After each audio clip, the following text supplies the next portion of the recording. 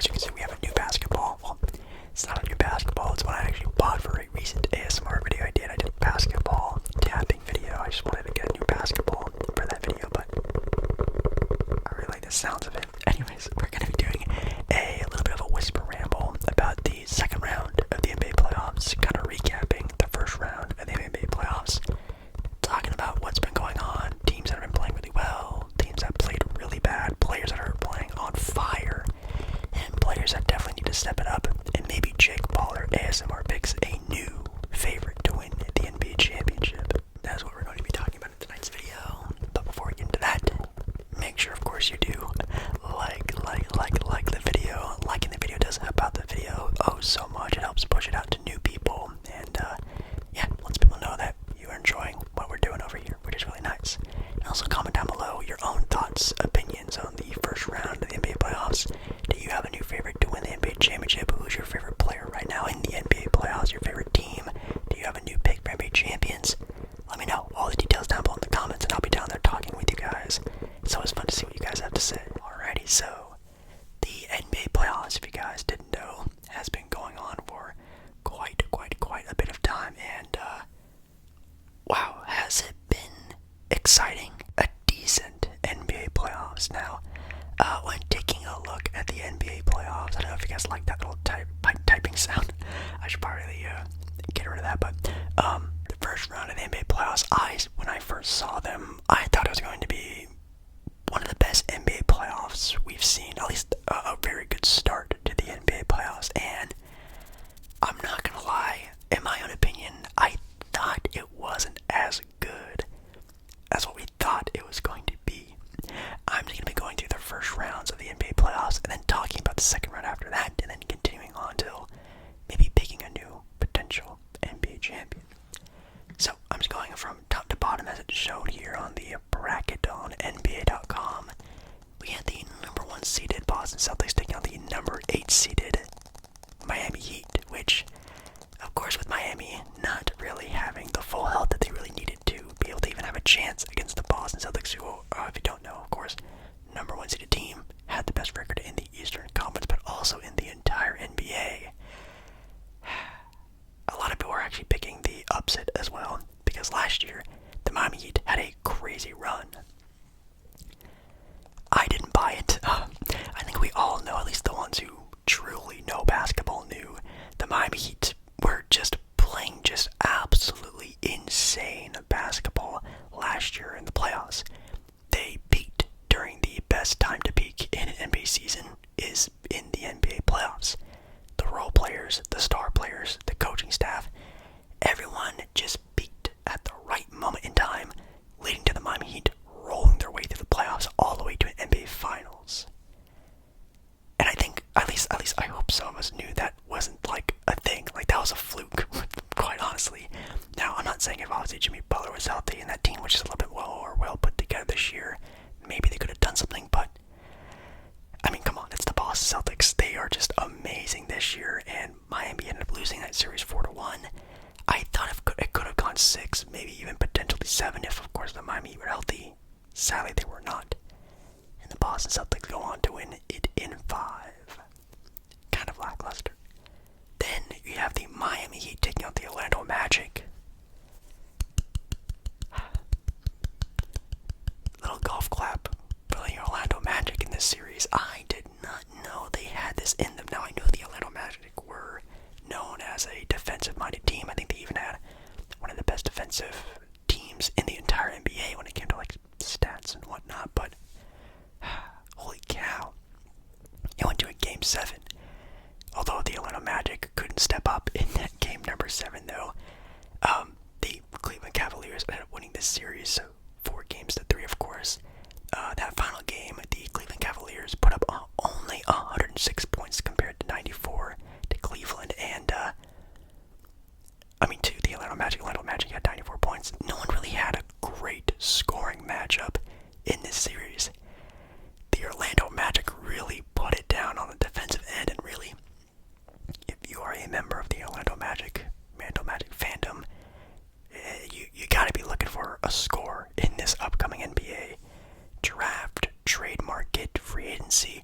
If you're Orlando, you're taking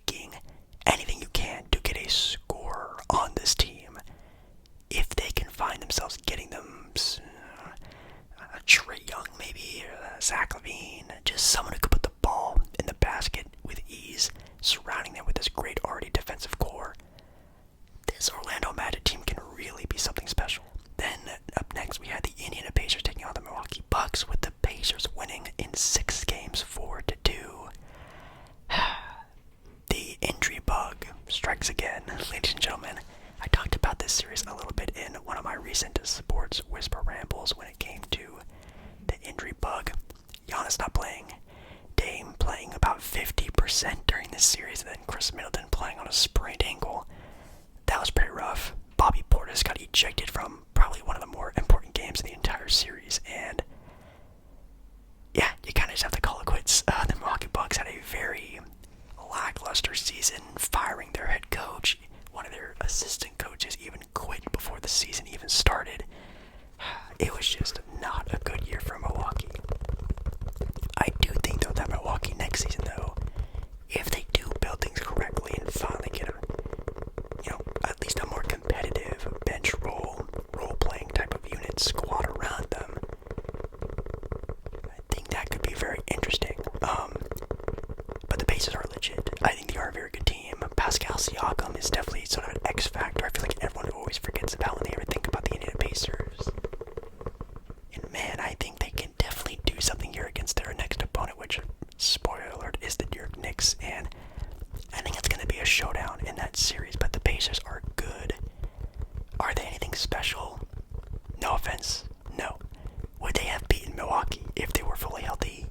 I personally say no. Some people have other things to say about that. I think it would still be a close 6 to 7 game series, but this was a 6-game series with barely any of the Milwaukee starters playing. So I guess you can sort of take that as you will. But Indiana moves on, which is very exciting. I love watching Tyrese Haliburton play. You have the New York Knicks taking on the Philadelphia 76ers in that series. Knicks winning that in 6 games. I can definitely see why. Joel Embiid is absolutely dead tired. He was just throttled this series. You can just tell in the way that he acted, the way that he moved, the way that he looked.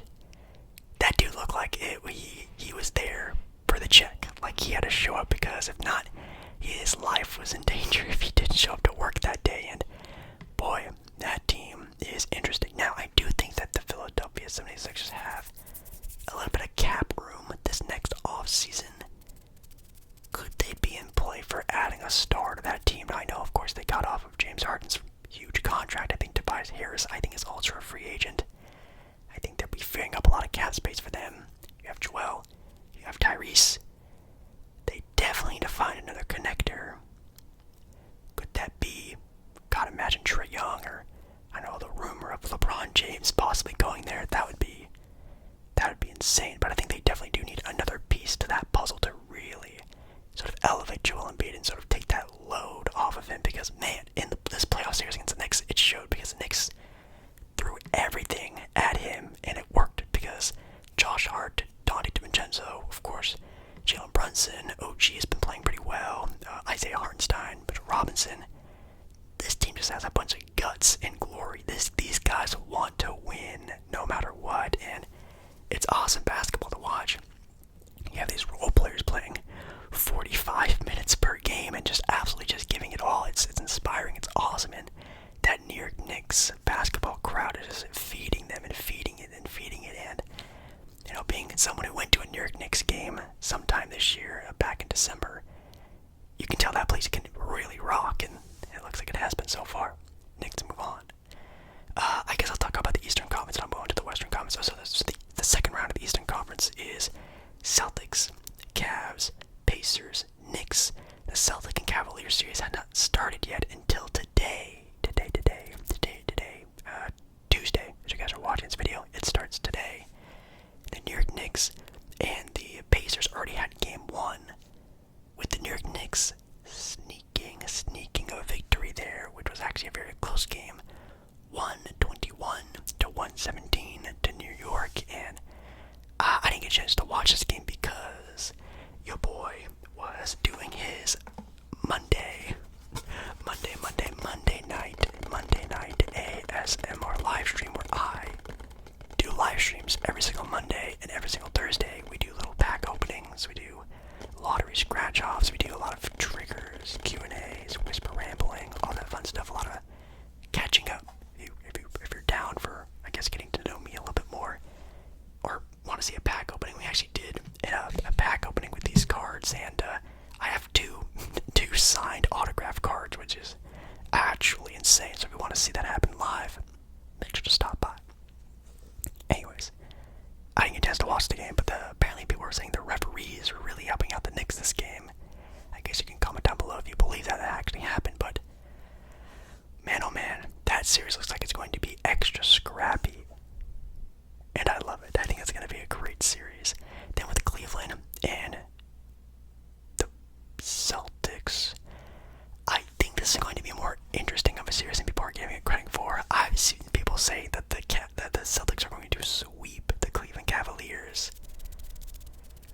I can definitely see this series going 7 games. I don't know why. I'm just getting a weird vibe that for some reason the Celtics are not going to produce the way they should. Now, if a perfect world was going in right now, I could see the Celtics winning the series in 5 games. I could see the Cavs barely putting in a fight for 1 game. But I think they'll drop 2. I think I'm going to give it to Boston in 6. I think Boston in their perimeter play with Holiday and Jaylen Brown and Derek White, and obviously Jason Tatum, and blah, blah, blah, blah, blah. The perimeter play plays so much heavily into the gameplay of the Cleveland Cavaliers, who obviously have Garland and, of course, their star, Donovan Mitchell.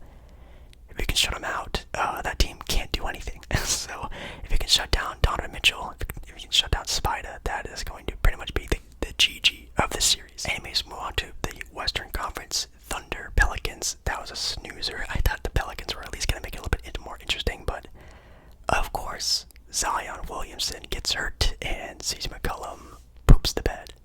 If I'm Brandon Ingram, I've already seen rumors, I've already seen the things about Brandon Ingram leaving, not joining, not wanting to return, already halfway out the door already. I think Brandon Ingram eventually does find a new team and a new suitor, and I would love to see Brandon Ingram on a new team. I just think that guy is so underutilized. I mean, I don't know why they were referring to other people on the Pelicans besides Brandon Ingram. This guy is a tremendous scorer and someone you can play through on the offensive end. I don't know why they were. If I'm Brandon Ingram, I'm also looking for a way out. I think this year is a good way to do it. Anyways, Thunder move on. Then you do have the Dallas and LA Clipper series, which ended in 6 games to Dallas, which I also did predict it at the start of the NBA playoffs. And yeah, the Clippers looked bad. If you could obviously take a big guess on why that is, health. Kawhi Leonard in an elimination game number 6 did not even play. Yes, Kawhi Leonard again couldn't even suit up for a playoff series, barely. And when he did, he also just didn't look that good. I mean, man, if I am the Clippers, I am doing everything I can to rebuild this team. I am trading Paul. I'm trading Kawhi. I'm probably getting rid of Harden. I'm doing everything I can to restore some sort of future for this team. They're getting a new arena. They're getting a new fan base. I've seen and even went to a LA Clipper basketball game. And this team is a shell of a franchise. You go to a stadium. I went there, the Crypto.com arena. And there's Laker fans, there's Bulls fans, there's Celtic fans. There's so many different fan bases there. There's no true core fandom there. I think it can start definitely very well if they just started. But sadly, the Oklahoma City Thunder owe their entire future, so they can't really do anything about that. They're never going to win anything because these guys can't stay healthy. Dallas moves on. I love seeing Luka Doncic play.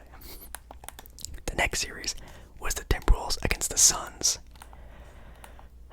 Yeah, I thought this was going to be like a 6-7 game series. I thought KD and Booker were going to go off. I thought, the veteran leadership of the Phoenix Suns were really going to put this... No. Anthony Edwards said, suck it, and absolutely demolished these guys. He took it to Kevin Durant, his idol, and said, bring it on.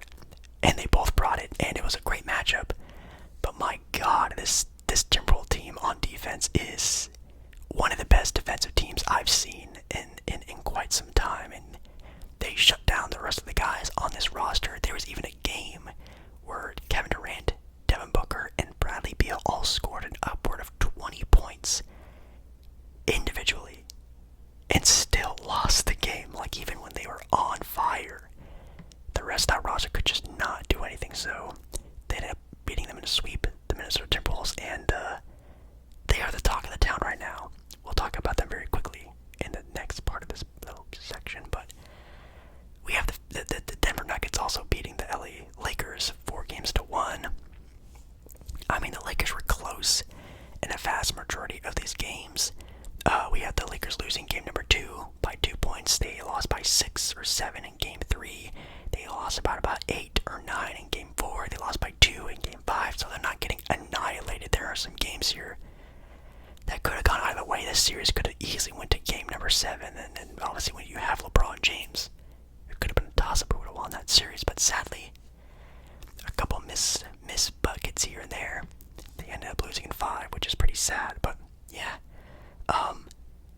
We have here for the second round of the Western Conference, we have the Thunder against the Mavericks, which again, you guys would be seeing today on Tuesday at the recording of this video, or the start or posting of this video.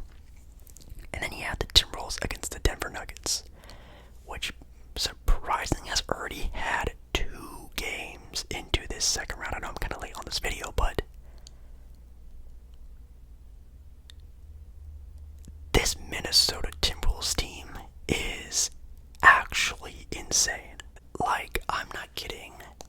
It's been quite some time since I've seen a team in this sort of era of NBA basketball that has looked this dominant on offense and also on the defensive end. Like, their defense is swarming. Like, it looks like every single player knows exactly where to be at the exact moment in time. They hustle, they rebound, they are just in the face, picking up full court. They are just swarming the MVP in Nikola Jokic. Yes, I do think Nikola Jokic is this year's MVP. And they are just doing everything to the T of the head coach. And then you look at the offensive end, Anthony Edwards is the most on-fire player in the entire NBA. It kind of reminds me of Jimmy Butler last year.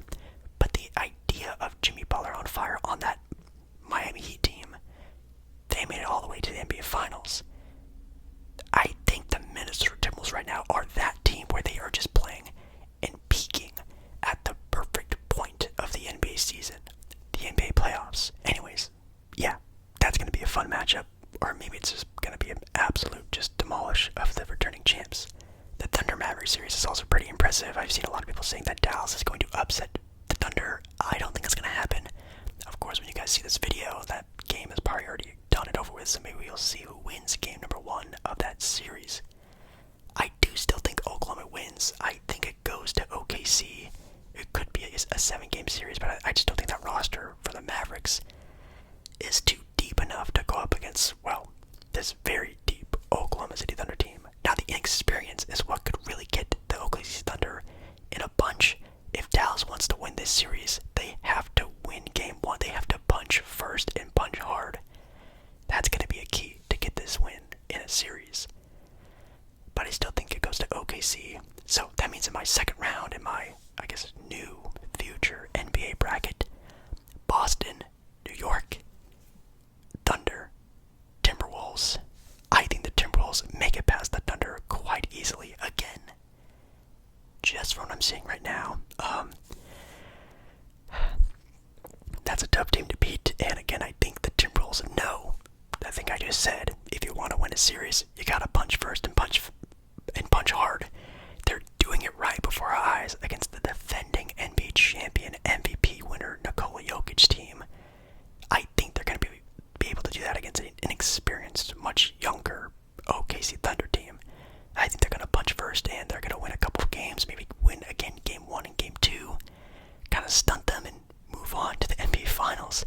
Then you move on to the Celtics and Knicks series, which I think is going to be a very passionate series, of course, with Knicks fans going at it with the Boston fans. We know how that rivalry is going to go. It's going to be very chippy in those arenas. I wish I could go, but I think the Knicks have a chance, and I think they do. Kind of going, again, what I just said, punching first, punching fast. possibility, but I do think Boston still has too much talent. They have stardom, they have all-stars, they have just more everything on that team. Anyways, my NBA Finals, my new NBA Finals is Minnesota against Boston, and I did pick Boston to win the NBA championship at the start of this NBA playoffs. I need to see Boston play more, and until I do, I can't give a certain answer. I have been watching a lot of Minnesota. I watched a good chunk of all the games that they did play against the Phoenix Suns, and I did watch pretty much the entirety of 2 games there in Minnesota. Well, besides the ones I was streaming, I couldn't watch. I don't think anyone in their right minds, if you're a basketball fan watching the NBA playoffs, could not see what Minnesota's doing. It can't call them right now the favorites to win the NBA championship. And I think a very young Anthony Edwards already has a case to be the NBA's Finals MVP. It would not surprise me one bit. And that's with Anthony Edwards already in game number 2 and game number 1 of, again, going up against the NBA champions, putting up a nearly 30-point game and a 40-piece already. That is insane. If they can just continue this ride, again, they are just playing the best brand of basketball at the perfect point in time in the NBA season, and they are peaking right now, and it's amazing to see. Yes, I do think Minnesota, Boston, and then I still think that the Nuggets are the third option there when it comes to winning this NBA Finals. They just need to get past Minnesota. I don't know how they do it, especially being down 2 games. You do not have the home court advantage anymore. You lost it because you lost both your home games. They can do it though if they really lock in.